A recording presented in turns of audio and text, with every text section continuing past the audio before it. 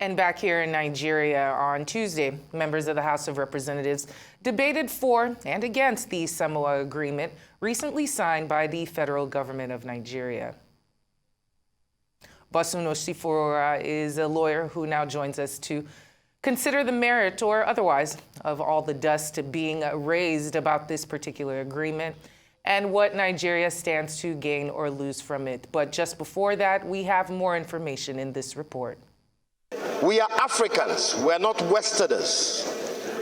We have our laws, we have our way of life, we have our way of doing things. In my own right, I represent over 1.something million people from Aba, and I have been told that this particular human rights clause happens to be reprehensible, abominable, and we do not intend to stand for it. Do I speak the minds of my people here? Mr. Speaker, agreement upon agreement has been signed by Nigeria in order to improve the Nigerian economy. But, Mr. Speaker, everybody knows that instead for the economy to progress, it's now retrogressing like a wildfire.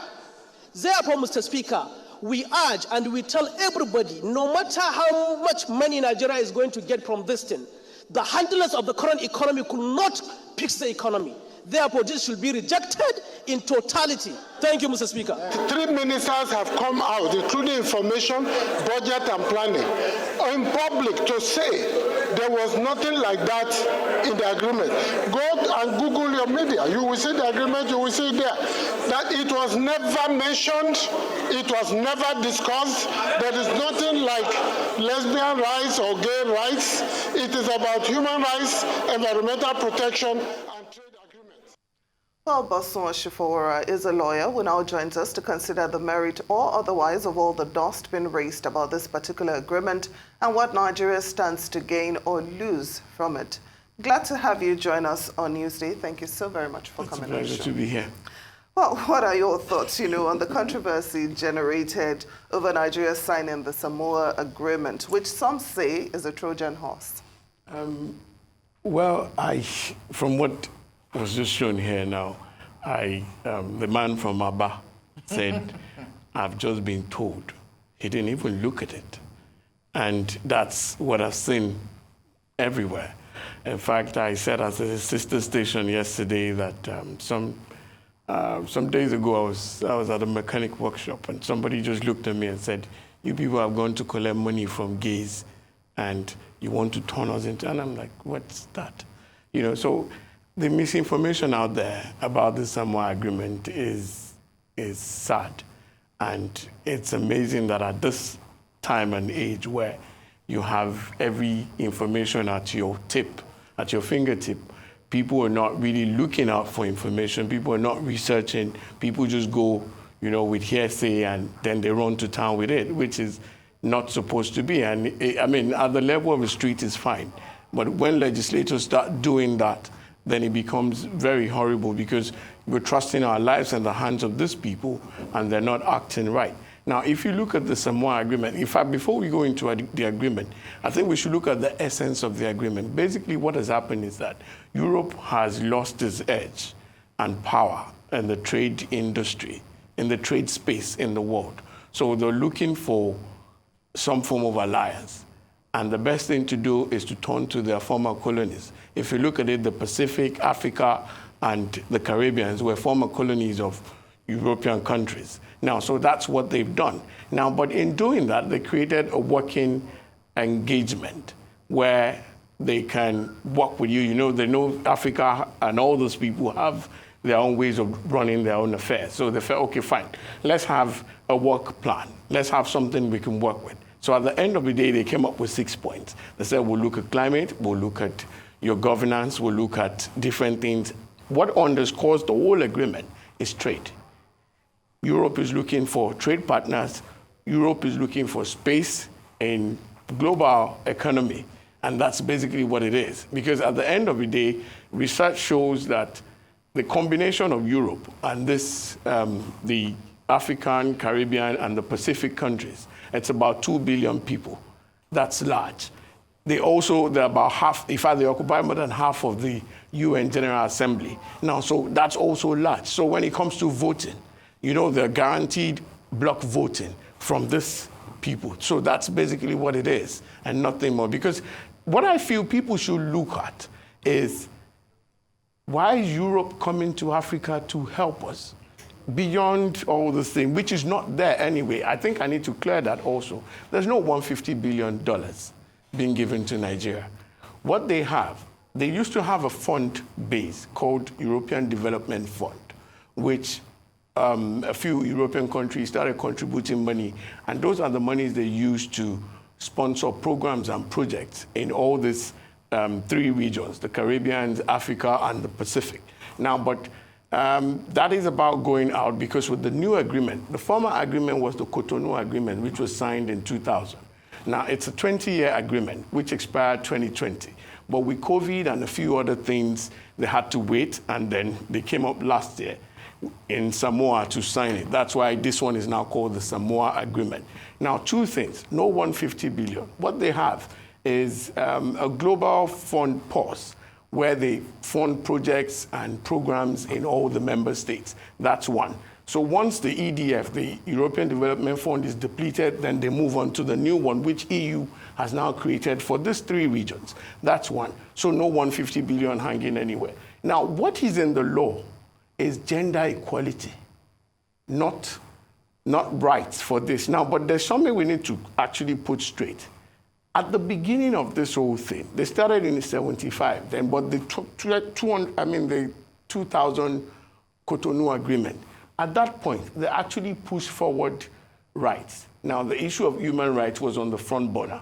And you know Europeans, human right comes with sexual rights and other forms of rights. So, but when all these countries came together, they said, come. In fact, they reviewed it in 2005, 2010, and 2015, every 5 years. One of the things they pulled out at some point and said, see, going back home, it may be hard to sell this thing to our people.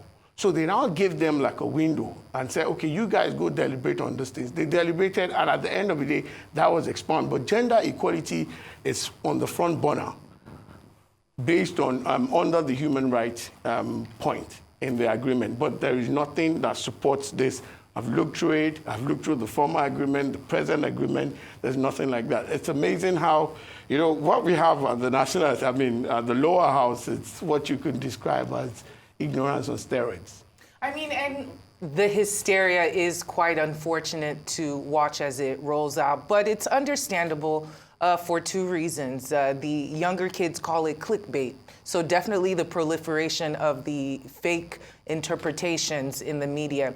And second, because we have these hot button issues that just send Nigerians into an instant state of panic. That is ethnicity, religion, and homosexuality. You can't touch those without triggering something innately within us.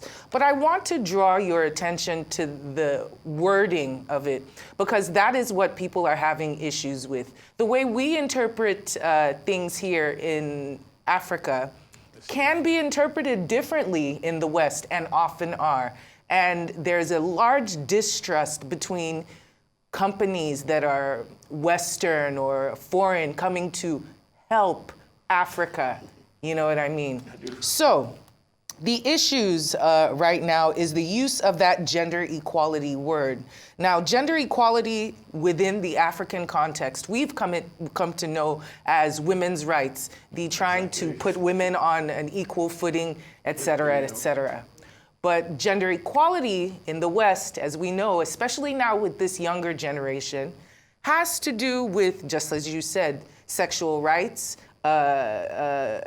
gender identification, a whole, gray area of things that we're not even graduated enough to talk about in Nigeria. Exactly. Talk less of putting it in a bill. So my question is, why is it that those individuals who are in charge of reviewing this document multiple times and know the nuances we have within Nigeria, why could they not have been more explicit in explaining or defining these terms, knowing very well that our homeboys or our home people will get into a tizzy as soon as they see these words? There's also one more clause I want to read to you, because I'm quite liberal, but even I read this and I thought,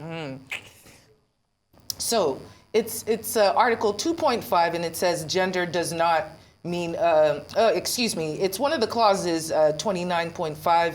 It says they will be supporting universal access to sexual reproductive health care, commodities, and services for family planning, information, integration of reproductive health strategies and programs. You see where I'm going with that? Can you help us unpack this? That's that little gray line of what could it mean? Could it be misinterpreted in this Western view as opposed to our African norms? And then when that happens, what do we do? All right, I understand the fears out there. And I think there's something we also need to push out. If you actually look at the history of the Cotonou Agreement, even before the Samoa, right, which is just about the same thing, like a repetition with a few additions. Now, over time, it's not just the issue of the LGBTQ issue that came up. There were some other issues that they put forward to the participating, the member states, one of which was under human rights, because all those things fall under human rights. The Caribbeans have death penalty, and they follow it. And when they came and they said, say, you have to abolish it. They said, no, we can't do it. This is what works for us where we are. At the end of the day, they came back to the General Assembly of the Europe, Africa, Caribbean, and Pacific states. They have like a General Assembly where they came, they debated the issue, and they said, you know what? Let's leave you the way you are and let it work for you the way you are. The same thing for this issue of rights. They gave them the interpretative liberty in their own space, because they raised it that if we go back, so now that we're just raising it here, they've done it way back, years back. In fact, it became a heated thing last year, November. So when countries pulled out, so they pulled out on a few things. They threatened to pull out. One on the rights, the sexual rights. The second one was on the death penalty. And the third one had to do with even Burundi. They said war crimes will be treated at the ICC, International Criminal Court. And Burundi, you know what went down in Burundi, the whole war, and the guys are still in government. So they said the ICC is partial as far as they are concerned. They raised it. In fact, they pulled out and they said, you know what, you guys come back. Now, when they came back, they did the same thing for them and said, you know what we will do? Work with what pleases you. At the end of the day, they came back to the Rome statutes that we won't do the ICC thing. In fact, we will give you a regional court that will deal with what you want. Now, so it's not something that they want to shove everything down your throat. They've given you the liberty to interpret things. Now, coming back home, you know, during 2014, under President Goodluck, Nigeria actually said no to all sexual rights, that a man is a man, a woman is a woman, and all that, and all this homosexuality and all these things didn't fly, and it became criminalized under our law. In fact, if you look at the Criminal Code, Section 77, it says 14 years for that. In the North, they have stiffer penalties there. So this is what people have at the back of our mind, at the back of their minds. So when this came up, they felt you're going against the law. But one of the things they don't understand is that even when you sign treaties, where you go ahead and sign agreements, international agreements, you still have to come back home and domesticate it. The process of domestication is even very tedious, because if you look at Section 12 of the Constitution, it says treaties, agreements like that should be brought to the National Assembly. Then all state assemblies will vote. And then when they vote in support, the majority of the votes, then they take it back to the assembly, then they take it to the president for consent. It's not something that was passed like the national anthem. It's not that easy. It's a very rigorous thing. Now, so at the end of the day, it's not something that they want to shove everything down our throat. But what we should be looking at, my own take, is that why is Europe so interested in us? What do they want to do with us? Is it not the same Europe that colonized us? Exactly. So we're looking at the wrong thing. We're majoring in minor. We're not looking at the main thing. What is their take? What is the gain? What's the sudden love for Africa, for the same colonies, for the Pacific, for the Caribbeans? That's what we should be looking at. But basically what they want. Because for me, at the end of the day, along the line, they will come up with trade terms that you people can fulfill. In fact, what I described yesterday when I was having this interview somewhere else was that it looks like when you have a family member that is not doing well, and then you just look at, and the person is disturbing you every now and then, you just look, okay, let me sort this person out. Okay, I'll fix your wife, I'll fix your children, I'll fix this. You're helping that person to help yourself. It's not like you really love the person like that. So all these trade terms, those are the things we should be looking at. Not just this. These are minor things that can be ignored. Fine, I know some quarters they will raise eyebrow and everything, but we should look at the trade that they're selling to us. Why are they helping us? Why are they doing things for us? Is it that we don't have money? Is it that we can't build our infrastructures ourselves? We could do that. Now, but what underscores this agreement is trade. Now, so what are the terms? Those are the things we should be looking at. Because in the long run, when you take money from someone, by the time, I mean, they say he who pays the piper calls the tune. They will call the tune that you can't follow. But at that point, you've gone so far, you don't have a choice. These are things. And if you look at it, Europe has lost the market. They're trying to get back the market. Africa, you know what it is with cobalt and all those things. They're looking for, so these are the things. And China is really taking over. So these are some of the reasons why Europe is coming up with this kind of agreements. Those are the things we should be looking at, not maybe, with all due respect, not funny things like they've made out of this. But the misinformation also we need to correct. There's no 150 billion. What they have is an annual budget for each country.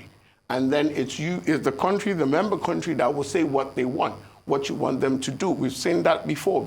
If you go around, particularly in the interland, you see stuff like World Bank assisted project, United Nations assisted this and that. These are the kind of things they do. But in the long run, we should look at what they want to take from us, not just what they want to give us. So that's my own take on this. Well, very well said. You raised a number of valid issues. You talked about the issue of domestication. You also talked about, what Europe stands to benefit from it. But then I'd like us to talk about what Nigeria actually stands to benefit from the agreement. That's the first part. And then the second part, you're talking about all the issues that should have been examined before actually signing this agreement. I feel it's an indictment, on our leaders that they did not do the research they are supposed to do. They did not do the consultations that they are supposed to do. I mean, in a country where we are still fighting for 35% affirmative action, where we are still struggling to curb child marriages and all that, and, and people are actually against all these rights based on religion, based on their culture, how then does it make sense to enter into such agreement? Okay. Now, first off, in fact, the major indictment on the government is that, in the same law, this new law that was signed, says that civil liberty organizations, all parliaments should be carried along in the debate before the countries will come and sign this thing. I'm serious, it's there. If you look at, I think, Article 9, you look at Article 19, you find it there. They say you should carry your people along. You can't just go, because we all woke up to this. So that's the major downside of this government. But what do we stand to gain? We stand to gain a lot. We have to examine everything as it comes. Now, one of the things they do is it's the country, the member states, that actually, through their parliament, not the National Assembly now, there's a parliament for each region.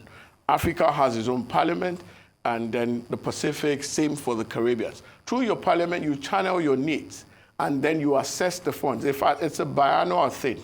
Every 2 years, they give you something to go and develop yourself. Now, most times, like we're used to many other organizations, they disburse these funds. What we use the funds to do, it's a different kettle of fish.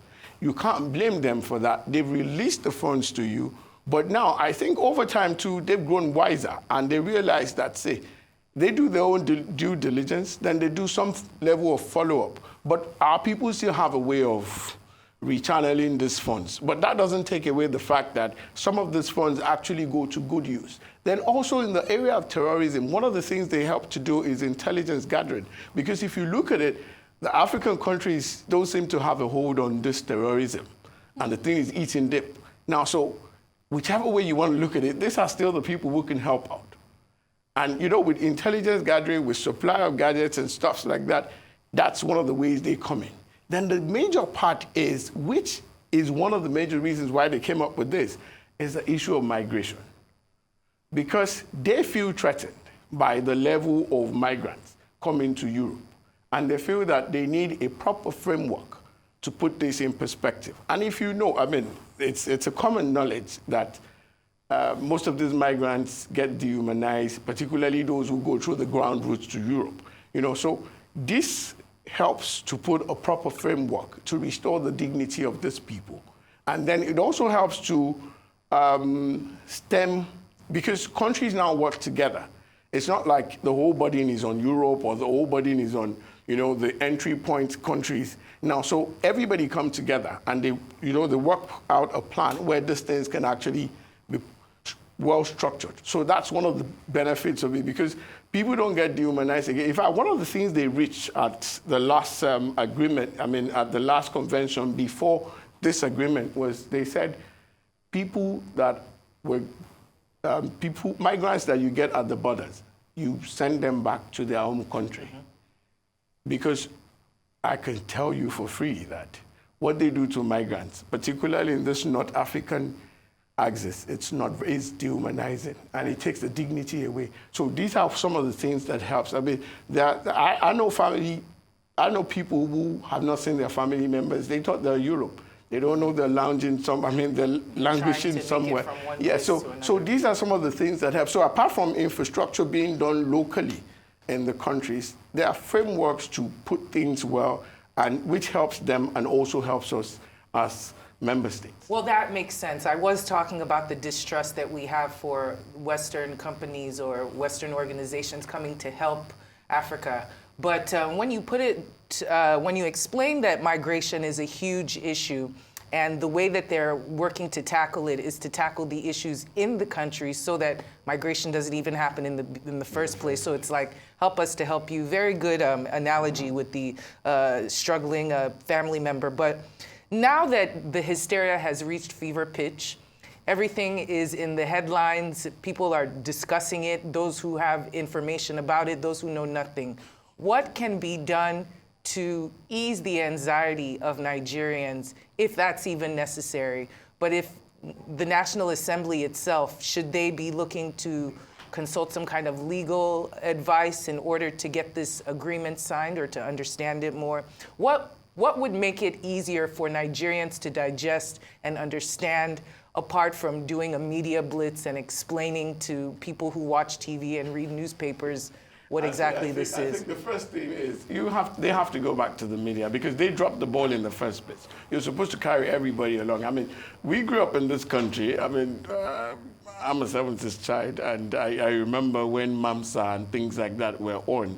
You know, as young as we were, we knew one or two things about it. We could explain it. But this one just happened to everybody literally overnight. Now, so what they have to do is go back to the drawing board. One, you have to find a way to sensitize the people. You have to bring the media in. Then you have to show the people the clauses. Because right now, people don't understand what it is. Now, so you have the duty, they have to go into it and show us, this is what Article 9 says. This is what this one says. And then these are the benefits of this thing. They have a whole lot of work to do, because they messed up in the first place. So they have to come and clean it up. So that's basically what they have to do. So the Ministry of Information, the ministry, the people in charge of the economy, and even maybe not necessarily the president, but people that they feel carry weight will have to come, and then they have to do it, and also call in the religious bodies, because those are some of the people who actually raised eyebrow. Because once people hear things like that, they go like, no, it is against you. So the guy from Abba that said it's not their way of life, you know. So you have to go back, reorientate him first of all, so that he could go back to Abba and go back to the villages and tell them that it's not what we thought. That's it. So, but basically what it is that going forward also, these things, people should be carried along. So the National Orientation Agency has a lot to do, has a lot to give to the people, because you have to tell the people what's going on. So we don't wake up and see another agreement and start wondering where this thing is going to take us. Oh, Bosun Osifowora, a lawyer, thank you so much for joining us on News Day. It's been a very interesting discussion, and of course, I hope so many Nigerians are now enlightened. Thank you.